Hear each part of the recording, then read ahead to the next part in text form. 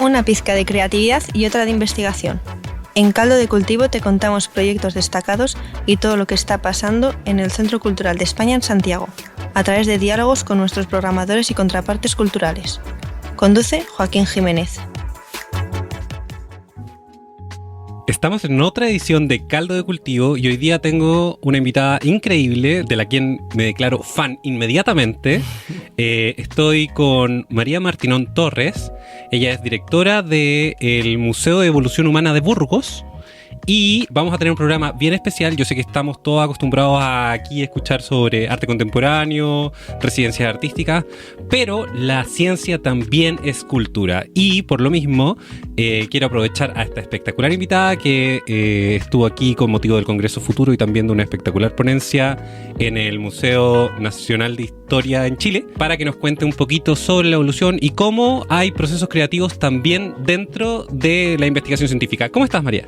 Pues muy bien, encantada de estar aquí con vosotros como parte de un viaje fantástico, la verdad, por primera vez aquí en Chile, o sea que feliz. Bueno, yo tengo que darles un par de datos de la eminencia con la que estoy hoy día y me van a envidiar un poco. Tengo, por ejemplo, a una de las investigadoras que ha sido más citada dentro del campo de las ciencias sociales, enhorabuena por eso, fue parte de la revista Nature. Además, participó de los hallazgos de enterramientos más antiguos de la humanidad. Entonces, si hay una persona que ha visto cosas, es María, ¿o no? ¿Nos puedes contar un poquito más a qué te dedicas? ¿Qué es esto de la paleoantropología y etcétera? Para poder meternos en el ruedo. Perfecto. Mira, paleoantropología, como ya lo dice la palabra, por una parte tiene en la raíz antropología, antropos, hombre, pero en el sentido de ser humano, o sea que es el estudio del ser humano, pero cuando le ponemos ese paleo delante, estamos ya dándole una connotación del pasado.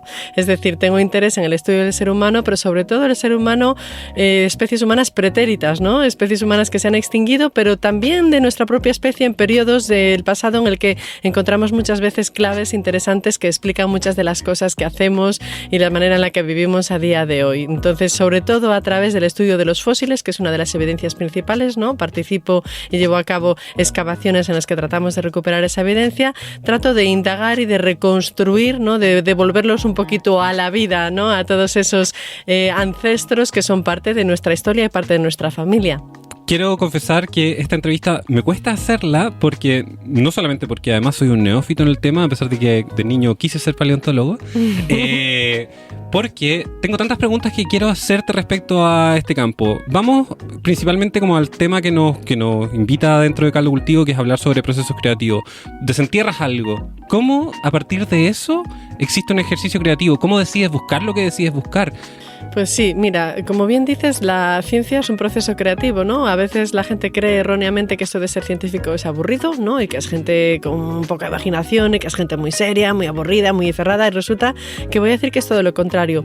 Sobre todo para aquellos que trabajamos en ciencias del pasado, ¿no? Yo además soy médico de formación, pero me encuentro con pacientes que colaboran poco, evidentemente, ¿no? Y entonces digamos que en este caso el científico tiene que tener mucha imaginación y mucha creatividad para buscar formas de interrogar, ¿no? A ese individuo que se encuentra, a los restos de ese individuo, y poder sacarle toda esa información, ¿no? Igual que el médico hace esa historia clínica, esa anamnesis, en este caso nosotros tenemos que poner mucho esfuerzo en discurrir cómo extraer información y poder reconstruir así la identidad, al mismo estilo que harías en un ámbito forense de CSI, la identidad, la historia de los restos de ese ser humano que tienes enfrente de ti.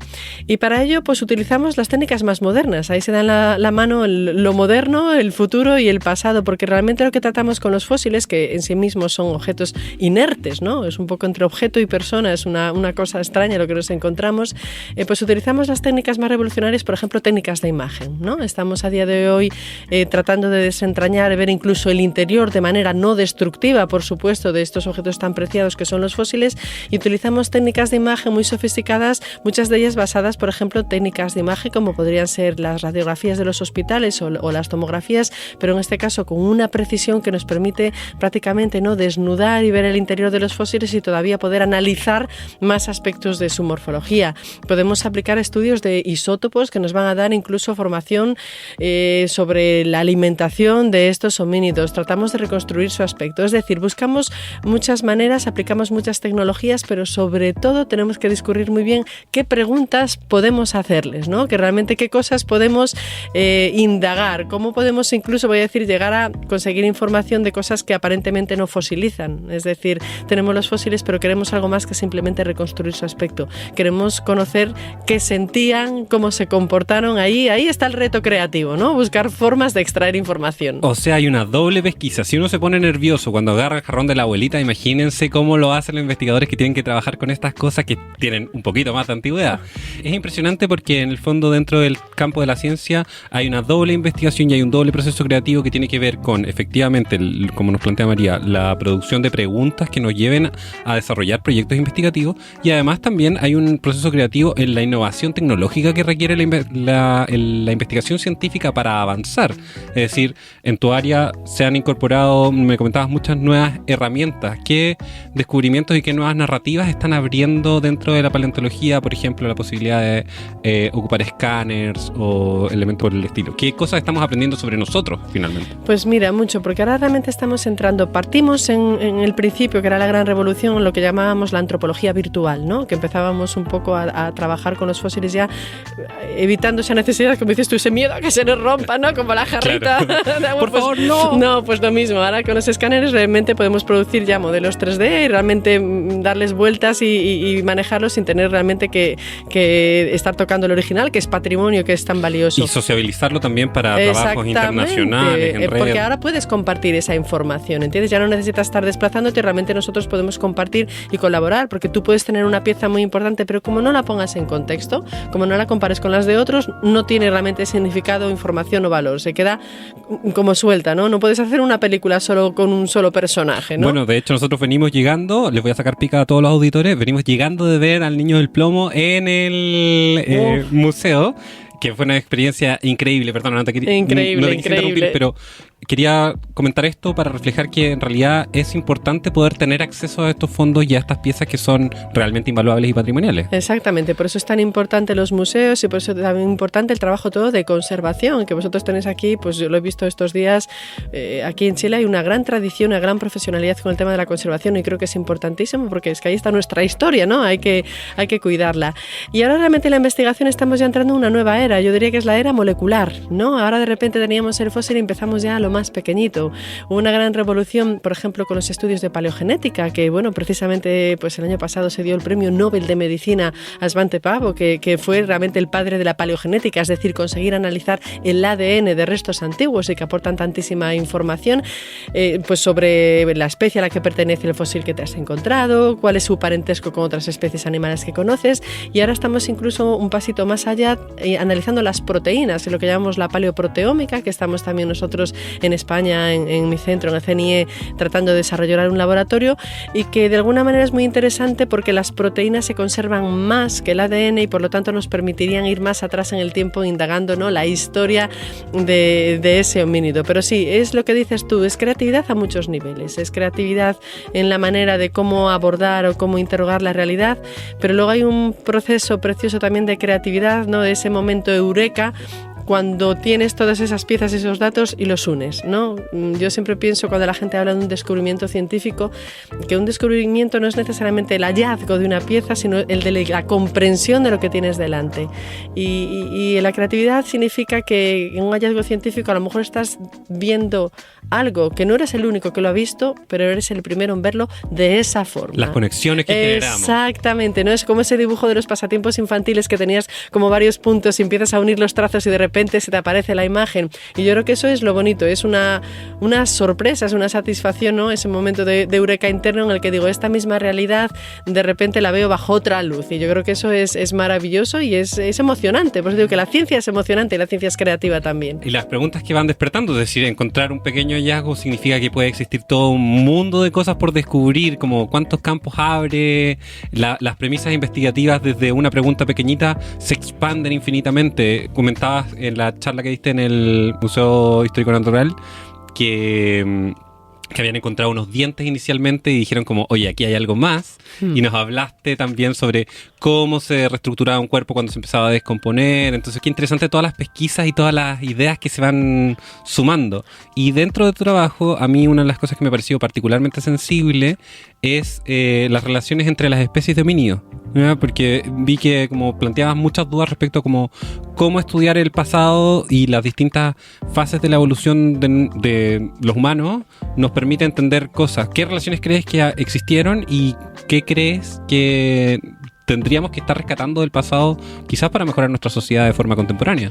Sí, yo creo que es importante precisamente ahora, ¿no?, que he venido aquí a participar en el Congreso Futuro, pensar que para comprender el futuro y para poder comprender el tipo de amenazas, ¿no?, a las que nos vamos a enfrentar, los retos que supone que son intrínsecos al hecho de vivir y en momentos diferentes, es importantísimo mirar al pasado.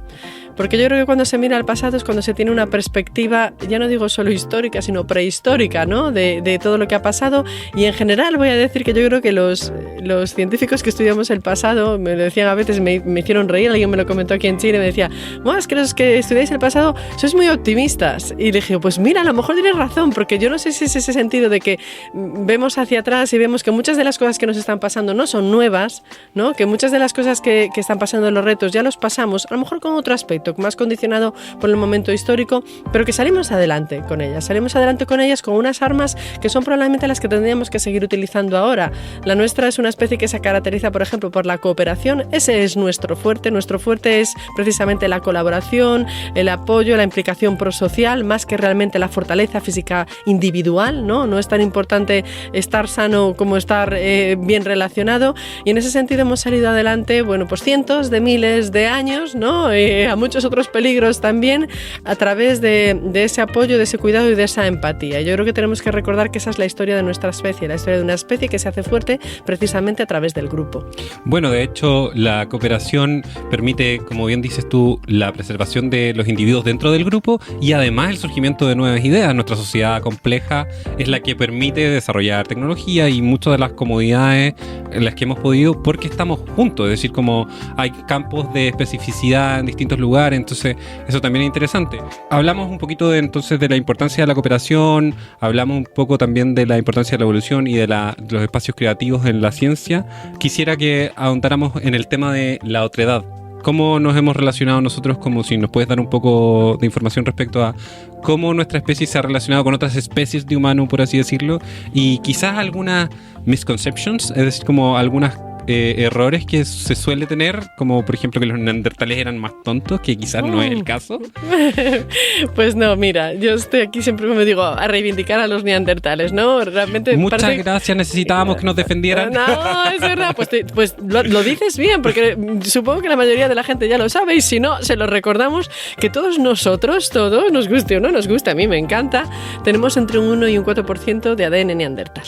O sea que cuando se meten con los neandertales uno en realidad se está insultando un poquito a sí mismo si lo hace de una forma peyorativa, porque tenemos parte de ese ADN porque hubo un tiempo que no éramos la única especie inteligente sobre la Tierra. Había otra que eran los neandertales, que tenían un cerebro tan grande o incluso más que el nuestro. Era una especie inteligente, una especie capaz, hábil cazadora, con capacidad de ornamentación, de desarrollo de arte, que también enterraba a sus muertos, y con esta especie tuvimos hibridación, es decir, tuvimos hijos, descendencia fértil, que alguien cuidó, porque si no, no tendríamos a día de hoy ese ADN.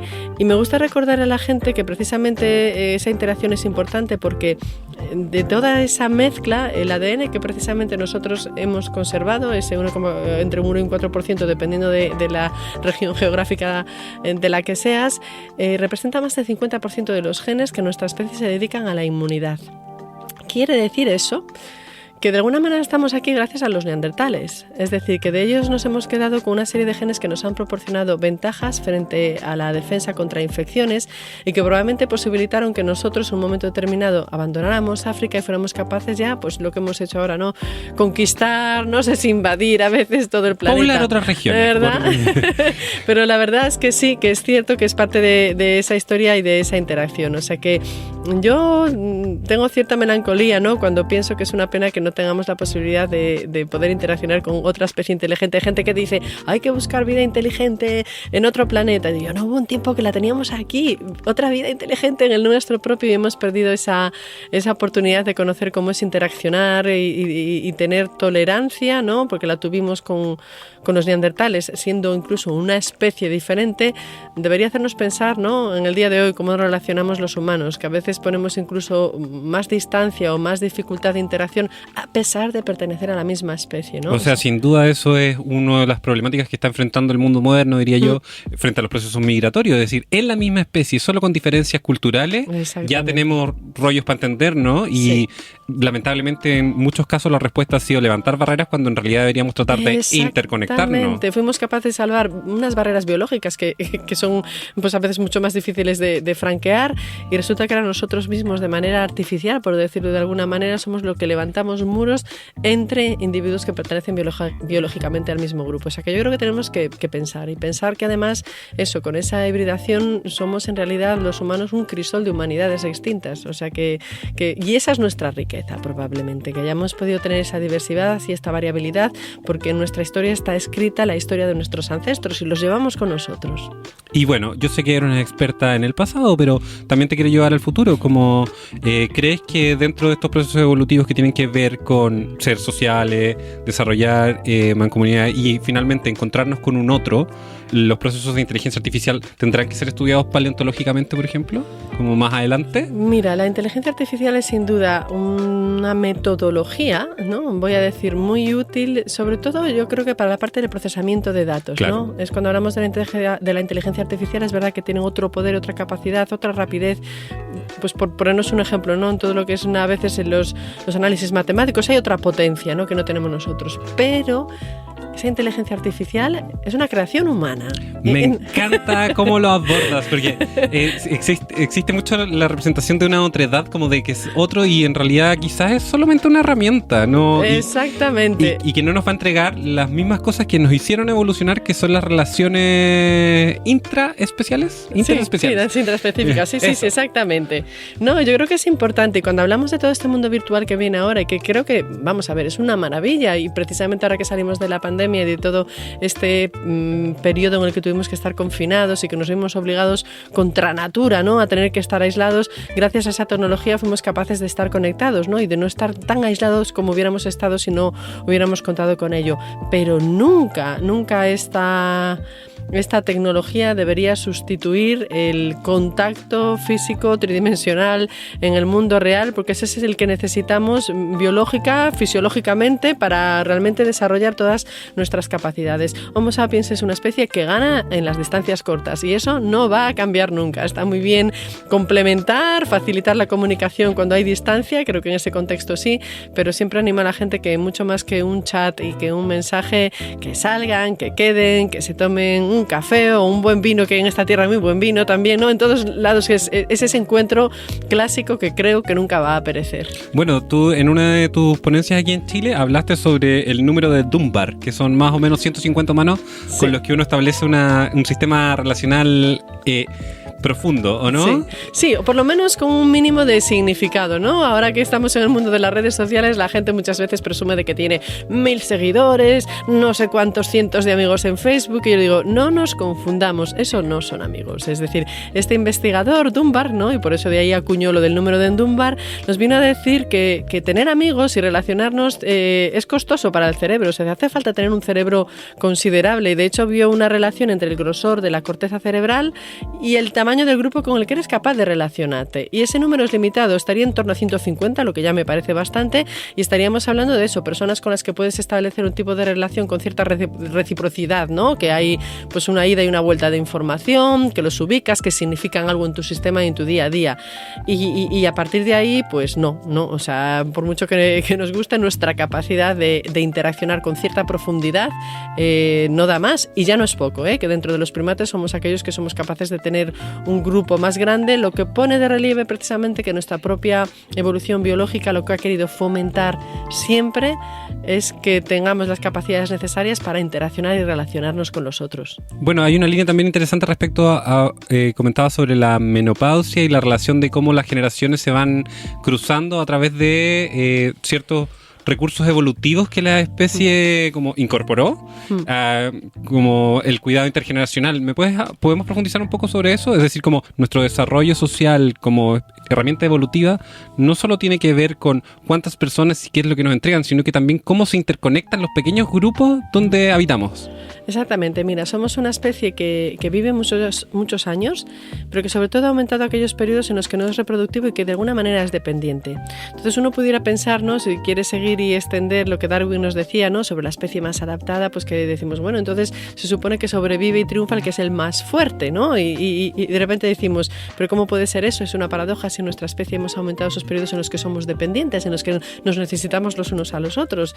Y es que precisamente gracias a esa dependencia, necesitarse los unos a los otros no ha sido una cosa mala. Es gracias a eso que vivimos más, porque la selección natural, para solventar, ¿no?, esa fragilidad que implica, sobre todo con un periodo de infancia tan grande y de niñez que tenemos en nuestra especie, ha aumentado los años que vivimos y aparece esa tercera edad y aparecen los abuelos y las abuelas, ¿no? Y sobre todo las abuelas que han tenido a lo largo de la evolución un papel importantísimo en contribuir a sacar adelante los hijos de los hijos. Es decir, es un periodo que la selección natural ha favorecido, que tiene un valor reproductivo porque en realidad ayuda a ese éxito reproductivo de la especie, pero no a través de la propia reproducción, sino a través de la contribución que se hace en la enseñanza de esas crías.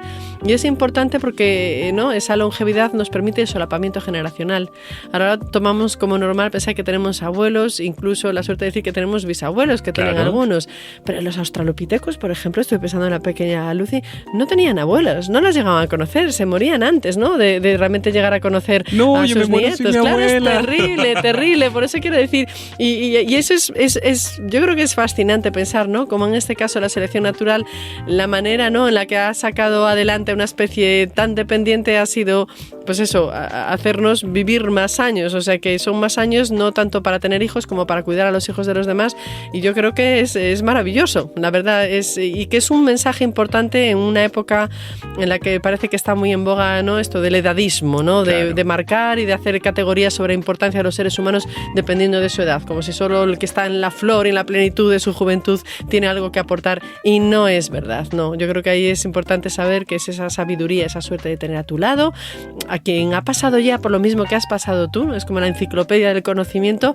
en vivo y en directo a tu lado, y me parece que tenemos que tener esa reflexión presente cuando hablamos de la tercera edad. El traspaso cultural intergeneracional es clave porque en el fondo nuestra evolución no es solamente biológica, de hecho la evolución que nosotros podemos ver biológica en vida es nimia versus la evolución cultural a las que podemos enfrentarnos, y yo creo que en el fondo nuestra especie enfrenta dos o navega por dos tipos de evolución, que es como la biológica y la cultural, y que evidentemente se favorece por estos procesos.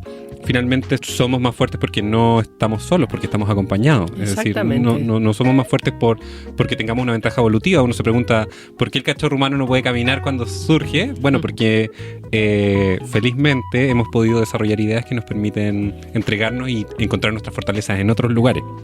Exactamente. ¿No? Yo creo que es una especie que me gusta pensar como que hemos salido adelante jugando con fuego, ¿no? De alguna manera, ¿no? Nos hemos hecho más débiles en unos periodos más largos, pero al final eso nos ha hecho fuertes porque nos ha implicado a unos u otros en el cuidado del prójimo, y realmente estamos hechos para cuidar de los demás, guste o no guste, aunque esté ahora más de moda hablar mal de nuestra especie. Yo digo, no, nuestra biología y nuestro pasado hablan a favor de nosotros. Y es interesante porque en el fondo nos permite ver también la evolución no como un proceso de mercado, como que tiene que ir para arriba, tiene que ir en crecimiento, y en realidad no, seguramente son ciclos donde hay desventajas que tienen que asumir las especies para poder desarrollarse y encontrar la supervivencia como fin último. Entonces, claro, ahí uno puede pensar en la línea de proyección eternamente hacia arriba porque uno no quiere extinguirse. No nos apetece, no estaría bien. Claro, no sería el mejor panorama de fin de semana. No. Pero en el fondo también hay que entender que la evolución no solamente significa incorporar nuevas características a nuestra especie, sino que también sacrificar ciertas cosas o moldear ciertas cosas. Son caminos muy complejos, y sobre todo que también eso lo da la perspectiva evolutiva, son caminos que muchas veces atraviesas crisis, pero hay que entender que esas crisis en el aspecto evolutivo son muchas veces momentos de inflexión que son los que provocan la evolución, porque es cuando hay la necesidad de adaptarse a un contexto nuevo, cuando aparecen características nuevas, y un poco ahí cuando realmente son ¿no? esos saltos o esos cambios suceden precisamente cuando hay un reto, o sea que incluso para los retos habrá que intentar verles un poco la cara positiva. Bueno, como ven, la ciencia, el conocimiento y nuestra especie está en evolución constante, no necesariamente direccional hacia arriba, No. pero sí con grandes contribuidores como María, que nos acompañó en el programa de hoy. Quiero agradecerte, fue realmente iluminadora tanto tu charla en el museo como esta entrevista. Yo los invito a vincularse con el trabajo de esta espectacular mujer que trabaja en los yacimientos de Burgos, desenterrando nuestro pasado, pero en realidad dándonos luces sobre nuestro futuro. Espero que hayan disfrutado el programa y nos vemos en la próxima edición de Caldo de Cultivo. Muchas gracias por acompañarnos, María. Gracias a vosotros, un gran abrazo.